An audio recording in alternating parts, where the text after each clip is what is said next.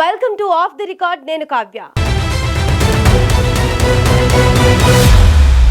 కేవలం తెలంగాణ ప్రజల అస్తిత్వం నినాదంతో ఉనికిలోకి వచ్చి 2 దశాబ్దాలకు పైగా రాష్ట్ర రాజకీయాలను ప్రభావితం చేసిన కారు ఆ జిల్లాలో రిపేరుతో షెడ్డుకు వెళ్ళిందట. కానీ దాన్ని బాగు చేసే మెకానిక్ దొరకక డ్రైవర్ ఒక్కడే సతమతం అవుతున్నాడట. అన్నీ తానే కేడర్కు భరోసా ఇచ్చే ప్రయత్నం చేస్తున్నారు ఆ డ్రైవర్. ఇంతకీ ఏ జిల్లాలో ఉందా పరిస్థితి? ఎవరా driver? Let's watch in mega 9 of the record.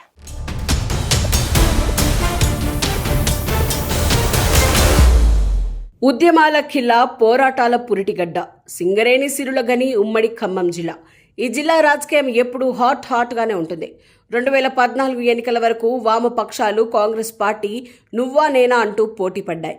14 ఏళ్ల పాటు సుదీర్ఘంగా రాష్ట్రం కోసం ఉద్యమించి నాడు జలదృశ్యంలో కారు పార్టీ స్థాపన జరిగింది.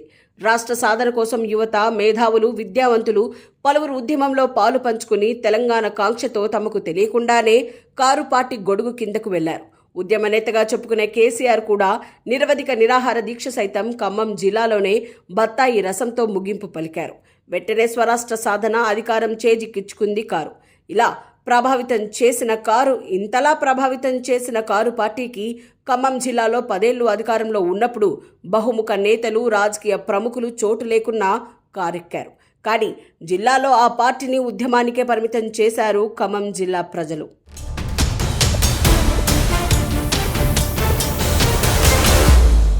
వరుసగా 2014, 2018, 2023లో జరిగిన శాసనసభ ఎన్నికల్లో ప్రతిసారి ఒకే ఒక్క స్థానంలో కారు పార్టీని సరిపెట్టారు అక్కడి ప్రజలు.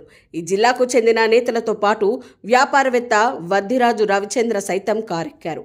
పార్టీ ఉన్నతి నుంచి కష్టకాలం వరకు ఉన్న రవిని కేసీఆర్ తన హయాంలో ఎమ్మెల్యే కోటాలో రాజ్యసభకు 2 సార్లు పంపారు.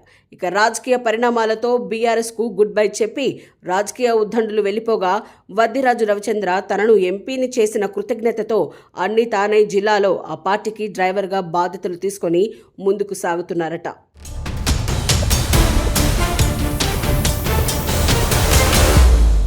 బీఆర్ఎస్ పార్టీ అధికారాన్ని కోల్పోయి నాయకులు మనలేక జిల్లా మొత్తంగా వర్గాలుగా మారిన ప్రస్తుత పరిస్థితుల్లో కారు వైపు వెళ్లేందుకు ప్రజలు జంకుతున్నారట.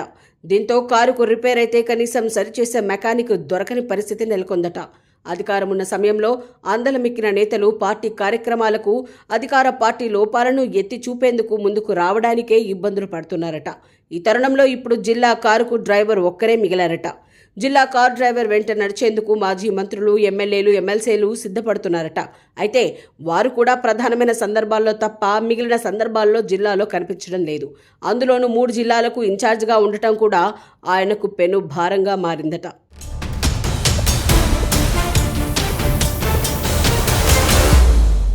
నియోజకవర్గాల్లో మాత్రం గ్యారేజీకి వెళ్లిన కారుకు మెకానిక్లు లేక కేడర్ కూడా చెల్లాచెదురవుతుందట. 10 నియోజకవర్గాల్లో కూడా ఇదే పరిస్థితి నెలకొందట. స్థానిక సంస్థల ఎన్నికలు ముంచుకొస్తున్న ప్రస్తుత పరిస్థితుల్లో ముందుండి సన్నద్ధం చేయాల్సిన నాయకుడు కరువయ్యాడని, తమకు దిక్కుమొక్కు లేకుండా పోయిందని ఆందోళనగా ఉందట కేడర్. ఎటు చూసినా కారుకు డ్రైవర్ ఒక్కరే కనిపిస్తున్నారట. కారులో నియోజకవర్గంపై పూర్తి పట్టుతో పాటు ఆ స్థాయి ఉన్న లీడర్స్ కనిపించడం లేదట. గతంలో సందడిగా ఉండే కారు ఆఫీసులు ఇటీవల ఎప్పుడు చూసినా తాళాలతోనే వెక్కిరిస్తోన్నాయట. మొత్తం మీద దిక్కుమొక్కు లేకుండా పోయిన ఖమ్మం కారుకు ప్యాసింజర్స్తో పాటు మెకానిక్స్ కావాలంటోంది అక్కడి క్యాడర్. ఖమ్మం జిల్లాలో భవిష్యత్తులోనైనా కారు ట్రబుల్స్ లేకుండా ముందుకు సాగుతుందా లేదా అనేది వేచి చూడాల్సిందే.